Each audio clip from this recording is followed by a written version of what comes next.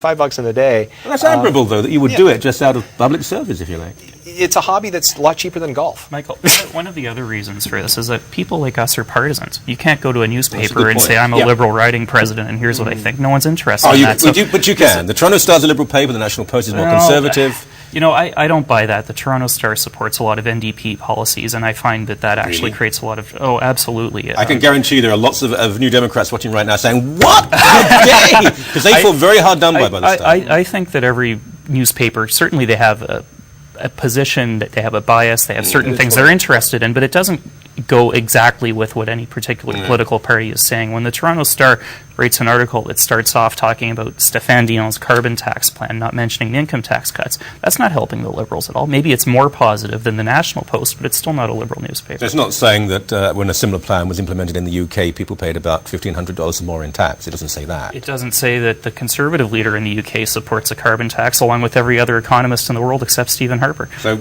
they're all wrong there. Major issue, putting aside the carbon tax for a moment, as the election gets going, what are the blogs talking about? There's a few things that are online in the last 24 hours. Obviously, Elizabeth May was a big talking point. The blogs went amok with that yesterday and last night, and to a greater extent, some more this morning. The Conservative candidate that we just found out in running in Quebec, that's a member of the Opus Dei, is making news this morning. Well, I wasn't even aware of that, but that's one of the things about why is that an issue? Apparently the party didn't know about it. They're not happy about it, and really, why wouldn't they be happy? Opus Dei is a wonderful organisation. Yeah, well, is he a member or just she? She Apparently. Is she married? I'm not sure. I just caught it this morning on the way out the door. Okay. And anyone else know about this story? No, that one went by. That's significant because I'm not a member of Opus Dei, but I know it well. And to be a member, there are certain levels of, but it's an entirely valid organisation that does enormous amounts of charity work. And that would be interesting if someone was being attacked for their religion. Golly. It didn't break the Ontario media yet, I don't think. I think it was La Presse that released the story, or maybe Le Devoir. And as I say, I just caught it. That's a story. It's a story. Someone dares to be Catholic. Yeah, darn them. Candidate dares to be Jewish. How dare they? That mustn't happen.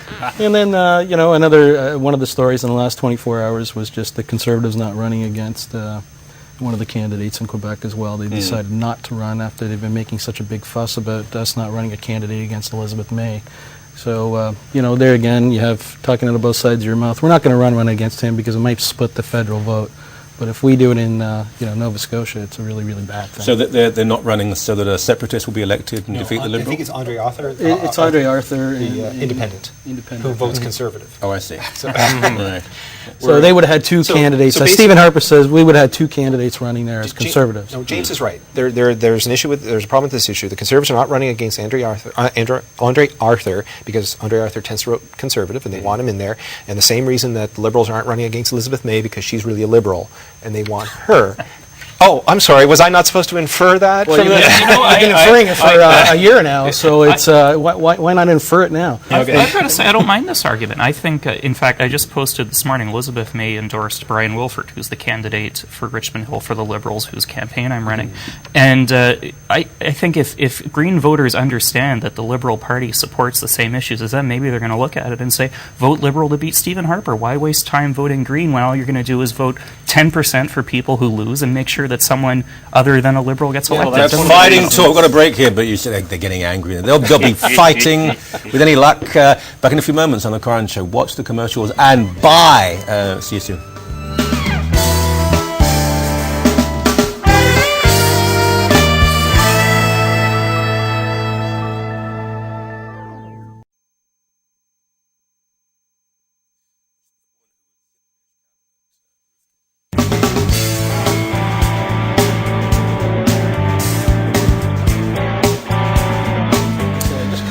Welcome back, Coren. So we're chatting in the break there, that's okay. Blogging is the... People do actually have conversations in commercial breaks. You think we sit...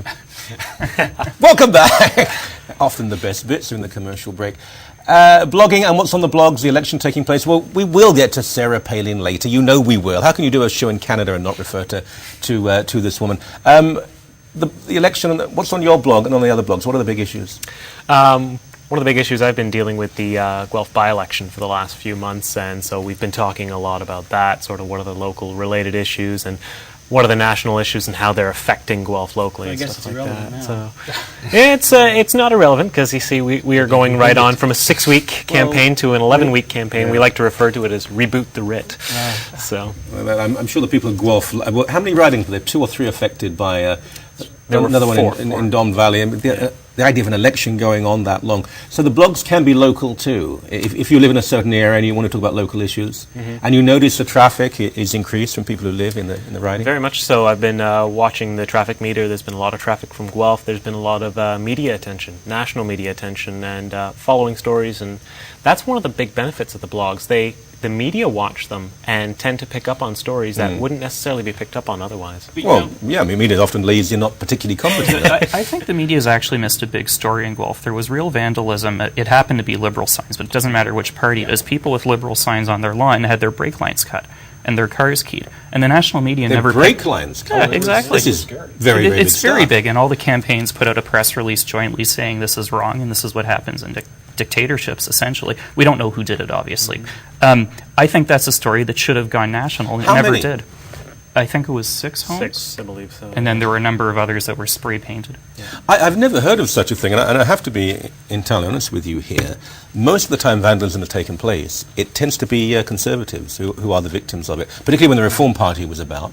And it actually was quite habitual. I mean, just sometimes drunk students walking home would smash And I think the Conservative point flags. is, it doesn't matter which party it is. What matters is I that agree. the media's got to say this is it's unacceptable. It's just as unacceptable Well, as someone urinating on the National To- War Memorial, right? To cut, to break, I mean, you could kill someone. And it's not the first time in the Willowdale by-election in March. There was some vandalism election night.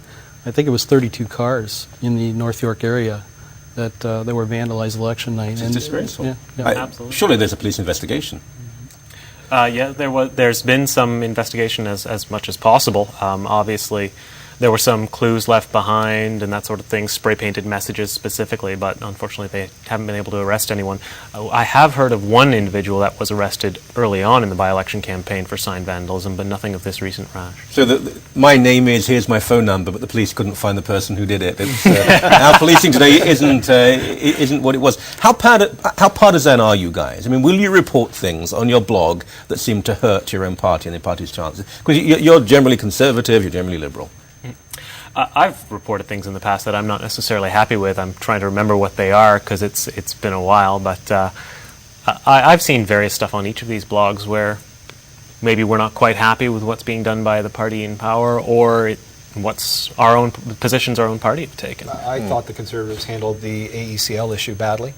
I thought that wasn't handled very well at all. I wrote that, in my opinion. But I didn't get frozen out or anything like that. So. But if you have a story, when you say frozen out, you mean the Tory party leak stories to you? Tory candidates link stories to you? No, I just have communications with a lot of them just because of personal, how's it going? Is that a things like euphemism, though? I mean, will they give you stories that they wouldn't give to other people? I don't think they give me stuff they don't give to other people. I know I have gotten emails, I've gotten heads up on things that are happening, for sure. These guys are giggling This here. is an Quite frankly, I don't interesting believe point because the amount of writing that Steve does sometimes, it requires a whole lot of research, and I often wonder where that research is coming from because he gets. Thanks. Sometimes the details are so clear, and he just said it. I didn't want to get frozen out. Frozen out of what? No, okay, let's be clear. I do write my own stuff. Absolutely. Oh, I believe, and I'm not suggesting yeah. you don't. What Well, I'm you just suggesting said is that you may you be were getting implying information. that he- No, I'm suggesting he gets didn't say that. information No, from other no. sources. Okay. What I get is the occasional. Oh shoot, I've got to dig myself in a hole here. No, I get the occasional heads up from some guys who I happen to know, frankly, saying we're going to have go to the site. We've got a new press release out, that kind of thing, because they know I don't have Well, that time. would be thrilling. Another press release you can report. Yeah, exactly. Yeah, but, I mean, You you laugh too. Yeah. You think he's been given stories? It's hilarious. That's like saying Stephen Taylor doesn't get fed. Who is Stephen Taylor? I mean, He's another. He runs Progressive He's Bloggers. employed by the Manning Institute in Ottawa, and he basically. okay. I don't know if he is or not. So I mean, don't say because No, this I know for sure. Sue you, But not us. He's the president of the or he runs the Blogging Blogging Tories, Tories, which is the conservative blog list online, and he does.